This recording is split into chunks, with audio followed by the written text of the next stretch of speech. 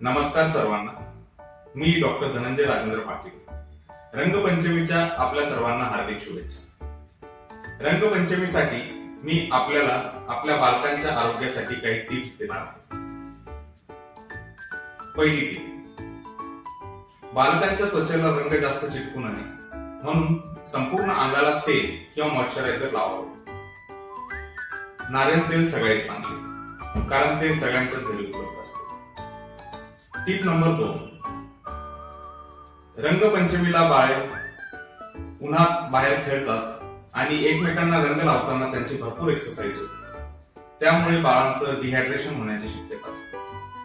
त्यामुळे जास्तीत जास्त पाणी बाळांना पिण्यासाठी द्यावं व हायड्रेशन मेंटेन करावं. टिप नंबर 3,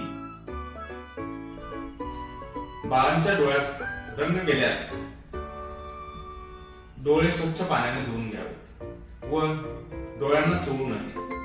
डोळे लाल झाल्यास आर्टिफिशियल टीयर ड्रॉपचा यूज करा. टिप नंबर 4, सध्या फुग्यांमध्ये पाणी भरून एकमेकांच्या अंगावर फेकण्याची नवीन प्रथा सुरू झाली.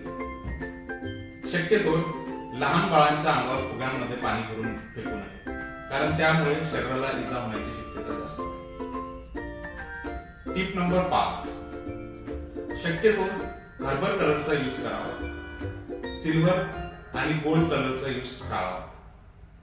टिप नंबर 7, तोंडात कलर केल्यास आणि उलटी होत नसल्यास जास्तीत जास्त पाणी प्यावे व उलट्या झाल्यास मेडिकल मॅनेजमेंट.